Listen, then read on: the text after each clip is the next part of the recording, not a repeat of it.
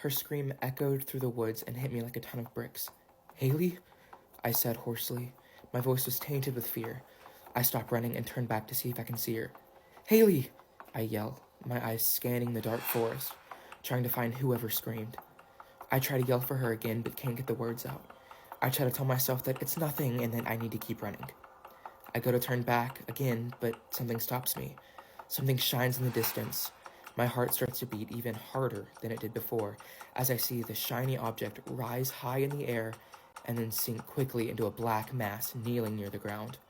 Another scream is heard along with a loud thud. I'm paralyzed with fear as I watch what could be my best friend get stabbed to death. I close my eyes tightly and hope that I'm just having a nightmare.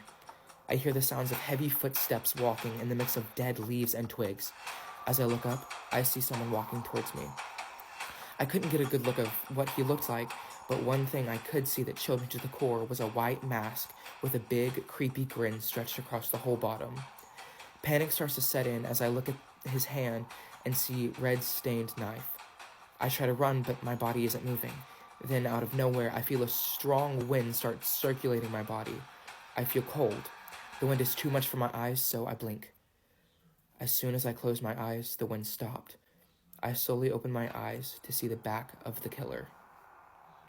Did I just escape? I ask myself. How? I start to ask myself again, but before I can finish, I feel a cold liquid start to soak into my clothes and onto my skin. I look down and see several wide gashes and small cuts on my arms. Before I have time to react, I hear someone laugh. I look up and see myself crouched on the ground. The killer is right behind my body. I try to move, but it seems as if my soul is stuck. I see the masked person raise the blade in the air and hear myself scream, "No!" as the blade hurls towards my body. I see a flash of light, then complete and utter darkness. I'm woken up by an all too familiar sound of my alarm clock. "Honey," I hear a voice say through my door. "Wake up, it's time to eat." It takes me a second to realize that the voice belongs to my mother. "Baby, are you awake?" Her question is followed by the door opening hesitantly. I sit up staring at her, trying to figure out how I'm still here. "Oh, there you are," she says with a laugh, then comes and sits next to me on the bed. "You okay?" she says as she places her hand on my forehead. "Yeah, I'm okay. I guess I just had a weird dream," I say, trying to keep my composure. "Okay, well, you better put on your A game because you've got that date to the fair," she says, smiling. "It's not a date, Mom. We're just catching up. It's been a while since we've seen each other," I say, smiling. She looks at me with that look that she loves. Suddenly, my smile fades and my brows lower. "You okay?" my mom asks again with a worried look on her face. I look at her, trying to figure out how to place my words without sounding crazy. "Yeah, it's just... Didn't we go to the fair yesterday?" She looks at me worried. "Not that I know of," she says slowly. "Your brother came home from the airport and we went to see him. Then we went to the haunted hospital in Beaumont. Are you sure you're okay?" She places her hand on my forehead, then on my cheeks, trying to find any sign of a fever. "Yeah, I'm okay," I say. "Like I said, I just had a weird dream," I say with a laugh. "Okay, well, get dressed and come downstairs. I made pancakes," she says with a fake smile as she gets up to leave. I get up and throw my hoodie on over my sweatpants and look in the mirror. Am I really doing this again? Surely that wasn't all a dream. It all seems so real. I stay there for a few minutes, then finally go downstairs. As I'm walking down the stairs, I'm hit by a pleasant aroma. The smell takes me back in time to when we were still a normal family, before we lost the one thing that held us up, the one thing that a family needs to be a family, before we lost my dad 3 years ago. They still don't know how he died. A body was never found. When I snap back to reality, I can see my mom staring at me worriedly again. I force a smile across my face and say, "Something smells good." She stands there and looks at me for a few seconds, then replies with, "This reminds me of him." A smile comes across her face as she says, "I never could make them as good as he could," followed by a soft laugh. My mom was beautiful. She has dark brown hair down to her sides, and mixed in are little strands of gray, which she likes to call her tinsel, as if her hair was a Christmas tree. She has light honey-colored eyes that shine in the sun and a small body.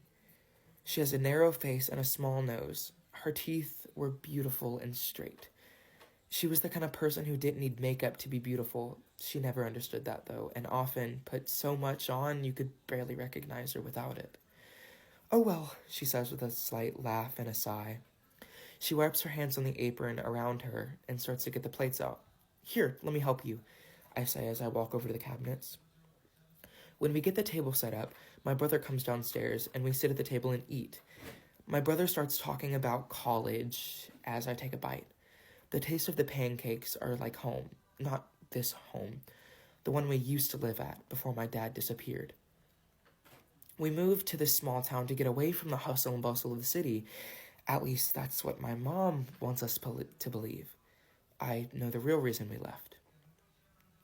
Ever since the disappearance, things were weird in that house. We would hear noises at night, and the things would break out of nowhere. The thing that scared us the most was when Mama was attacked. No one saw what hit her, but she was on the couch one morning drinking her coffee and reading a magazine when out of nowhere she was slammed onto the floor. It just so happened she was holding Dad's favorite coffee cup, so when she was hit, it shattered on the floor. We left that week and started looking for a new place, somewhere we could have a new start. So we looked online and saw this little town called Westville. It wasn't a big town. We're going to edit that. Woodville. It wasn't a big town, so we decided to move here. We found a house in a quiet neighborhood and settled in, and we've been here ever since. I'm snatched out of my thoughts by a loud bang and jump. "Dude, are you good? We've been talking to you for like 5 minutes," my brother says as he puts the bottle of syrup back where it was on the table. "Yeah, I'm good. I'm sorry. My brother's expression softens as he says, "Look, today's hard for all of us. They're gonna find him, though." I have already had this conversation with him before, so I just agree so we can stop talking about it. Mom starts to tear up, so we change the subject as not to upset her more. I hate to see Mom cry. It's as if heaven itself is looking down and giving away an angel. She's good at hiding it, though. She doesn't like us to see her upset, but sometimes she can't help it. We finish eating, then help my mom clean up. After we finish, I go to my room and throw myself on the bed and grab my phone. I keep it on the lock screen for a while and stare at the picture of me, my mom, my brother, and my dad. My dad looked like the stereotypical police. He was shorter and looked healthy. He had short black hair and light bluish-green eyes. He had a bit of a wider face with stubble on his cheeks and with a bigger nose. He was the kind of person that would never hurt a soul, so it doesn't make sense that he chose a profession where he has to be tough and serious. As far as I could remember, he was always laughing. At least, that's what I thought. About a week before he went missing, we started to notice him acting differently. He kept to himself and didn't smile as much. Him and Mom would get into arguments, something about his true calling. I guess he didn't want to be a cop anymore. He worked late every night and refused to come to the house unless we were dead asleep. I guess as not to wake us up. My phone vibrates in my hand, and This Is Halloween starts playing. The screen flashes to a call with a picture of me and Haley took a few years ago at the fair. I tap on the screen, on the green phone icon, and welcomed by Haley's voice saying, "Hey, what time are we meeting?" I'm silent for a minute, then say, do we... I take a deep breath, then say, "Do we have to go today?" She's quiet, then follows up with, "What do you mean? We've been planning this for months. Plus, today's the last day we can go." "It's just, I have a weird feeling about it, that's all," I say. "I thought you loved the idea of all things scary and gruesome. That's how you got your nickname, Mr. Horror," she explains teasingly. I don't feel up to it today," I say, tiredly. "But we're gonna miss the costume contest. You don't want to wear our super cool costumes that we've been working on for the past 7 months?" she says. "I mean, I do, but Great, so you'll pick me up at 5. "Okay, but we can't stay past nightfall. Deal?" I say upsetly. "But all the fun stuff happens after the sun sets. But alas, I guess I'll suffer this year," she replies with a laugh.